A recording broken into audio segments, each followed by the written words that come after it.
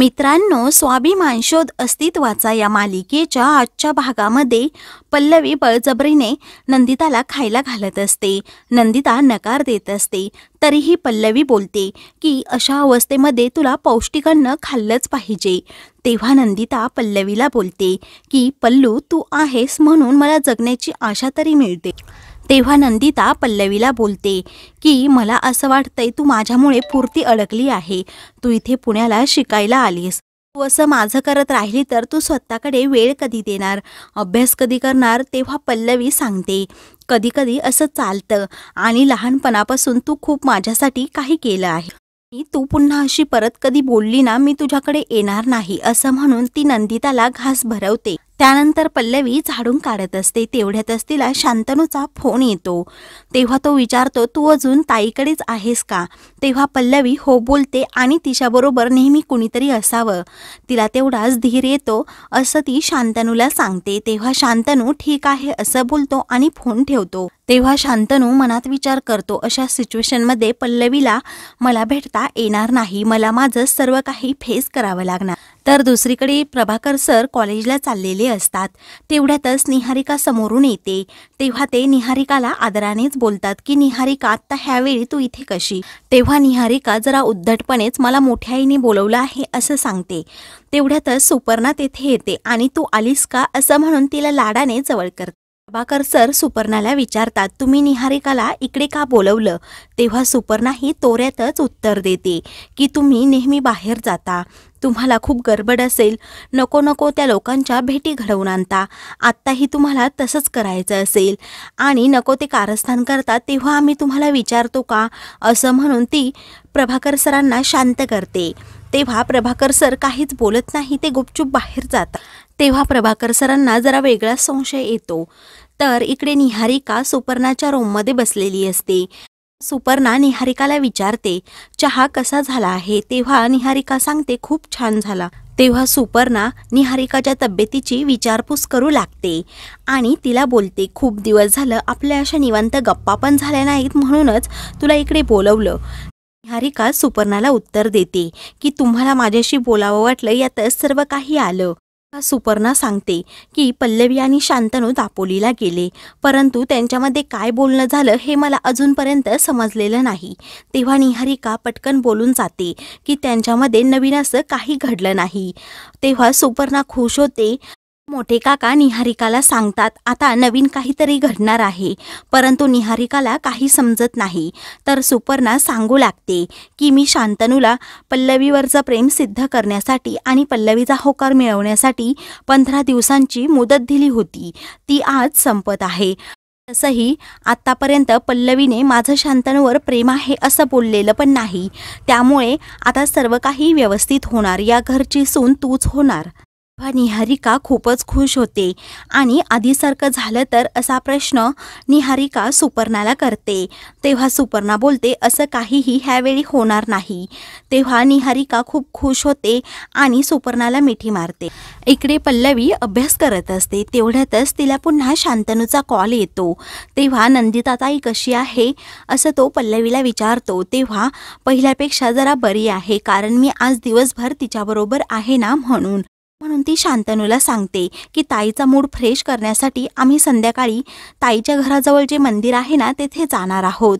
हे ऐकून शांतनू खूपच खुश होतो आणि बेस्ट आहे असं पल्लवीला बोलतो.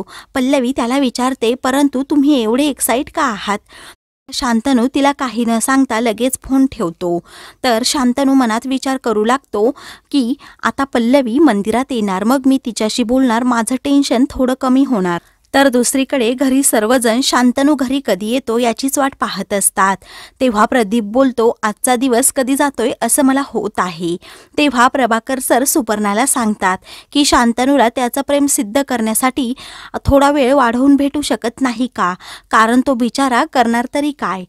मोठे काका सुपर्णा आणि प्रदीप प्रभाकर सरांनाच खूप काही बोलू लागतात. प्रभाकर सरांना हे अजिबात आवडत नाही. प्रभाकर सर पटकन बोलून जातात, कारण पल्लवीचंही शांतनूवर प्रेम आहे. प्रभाकर सरांनी असं म्हटल्यावर मात्र सर्वजण काय असं मोठ्यानेच ओरडतात.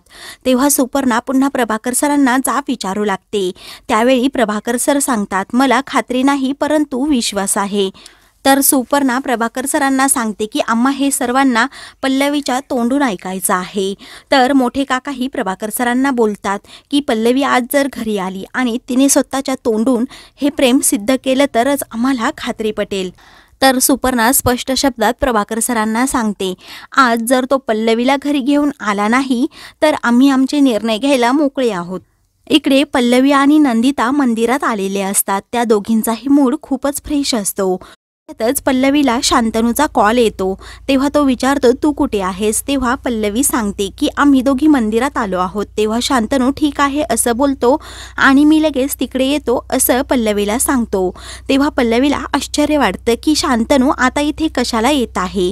तेव्हा ती लगेच फोन ठेवते आणि नंदिताला सांगते की शांतनू इथे येणार आहे. तेव्हा नंदिता आश्चर्याने तिच्याकडे पाहतच राहते. तेव्हा पल्लवी शांतनू सर असं बोलते. तेव्हा नंदिताला हसू आवरत नाही. तेव्हा पल्लवीचा खूप गोंधळ उडालेला असतो. तर नंदिता पुन्हा तिला कोड्यात काहीतरी प्रश्न विचारू लागते. पल्लवी सांगते, तू म्हणाली होती ना शांतनू सर खूप चांगले आहेत, तू त्यांचा विचार कर. तेव्हा नंदिता पुढे बोल असं पल्लवीला सांगत असते. तेव्हा पल्लवी बोलते, तू दुसरीकडे पहा नाही तर मला खूप लाज वाटल्यासारखं होतं. तेव्हा नंदिता दुसरीकडे पाहते. तर सरांनी मला प्रपोज केलं आणि मी त्यांना होकार दिला असं पल्लवी पटकन नंदिताला सांगून टाकते. हे ऐकून मात्र नंदिता खूपच खुश होते आणि पल्लवीला मिठी मारून आज माझ्यासाठी खूप आनंदाचा दिवस आहे असं सांगते. दुसरीकडे सर्वजण मंदिरात चाललेले असतात. प्रदीप, मोठे काका, विभावरी आणि सुपर्णा. तेव्हा सुपर्णा खूपच खुश असते आणि सर्वांना सांगते, आता रात्र होईल आणि शांतनूने त्याचा निर्णय सांगितला पण नाही. आज मी खूप आनंदात आहे कारण शांतनूला आज माझं म्हणणं ऐकावंच लागेल. तेव्हा विभावरी मात्र खूप नाराज असते. तर सुपर्णा लगेच निहारिकाला कॉल करून सांगते, आम्ही मंदिरात जायला निघालोच आहोत, तू पण लगेच तिकडे ये कारण मुहूर्त चुकायला नको. तुझ्या हाताने देवीची ओटी भरायची आहे. तेव्हा मोठे काका बोलतात, निहारिकाचं सोड, अगोदर आपण महाजनांना हे कळवलं पाहिजे होतं कारण त्यांनी आपलं जगणं किती दिवस झालं मुश्किल करून ठेवलं आहे. तेव्हा सुपर्णा मोठ्या काकांना लगेच थांबवते आणि सांगते की आत्ता लगेच इतक्यात नको, मी नंतर जेव्हा सांगेल ना तेव्हाच तुम्ही त्यांना कळवा. तेव्हा मोठे काका लगेच फोन ठेवून देतात. तेव्हा विभावरी तिचं मत मांडायला जाते. तेव्हा सुपर्णा बोलते, तू अगोदर शांत राहा. तेव्हा विभावरी शांत राहत नाही, ती बोलते, अजून दिवस संपायला वेळ आहे, शांतनूकडे अजून थोडा वेळ तरी आहे. तर प्रदीप तिला बोलतो, विभा तू हे काय बोलतेस?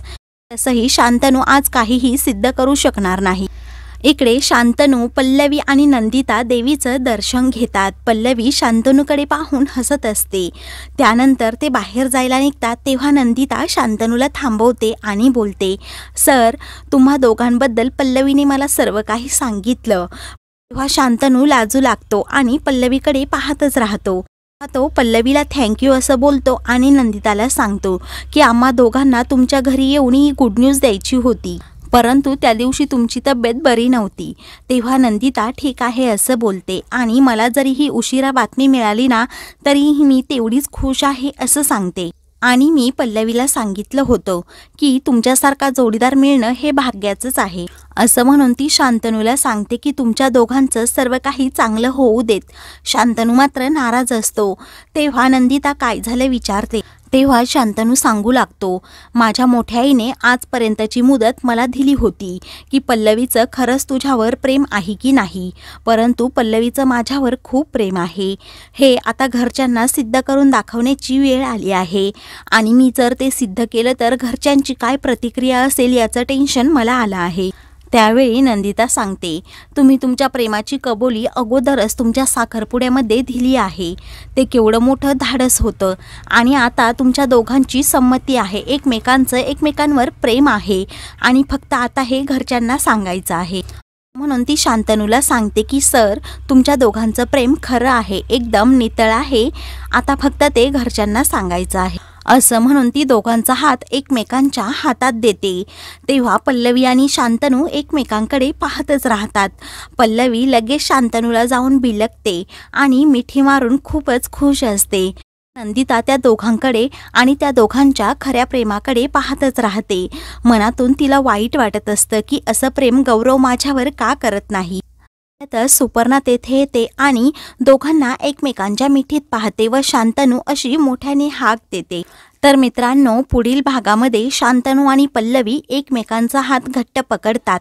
शांतनू सुपर्णाला सांगतो, आम्ही दोघांनी एकत्र आयुष्य जगण्याचा निर्णय घेतला आहे। पल्लवी पण सांगते, आमचं दोघांचं खरंच एकमेकांवर खूप प्रेम आहे। मी मनापासून शांतनूवर प्रेम करते। तेव्हा तुझं तोंड बंद ठेव असं निहारिका जोरात ओरडते आणि पल्लवीवर हात उचलते। तेव्हा शांतनू चलाकीने निहारिकाचा हात पकडतो आणि निहारिकालाच तोंडावर पाडतो। त्यानंतर पल्लवी आणि शांतनू नंदिताच्या घरी येतात। तेव्हा पल्लवी शांतनूला जाब विचारते, मी तुम्हाला माझ्या प्रेमाच्या जाळ्यात ओढलं आहे का? मोठ्या मॅडम अशा का बोलल्या? मी खरंच अशी मुलगी आहे का? शांतनू पल्लवीचा हात पकडतो आणि तिला बोलतो, तू खूप चांगली मुलगी आहेस। जसं मोठ्याने सांगितलं अजिबात तशी मुलगी नाही। तेव्हा तो तिला धीर देतो। तर मित्रांनो, अशाच मालिकेंचे पुढील भाग पाहण्यासाठी चॅनलला सबस्क्राईब करा।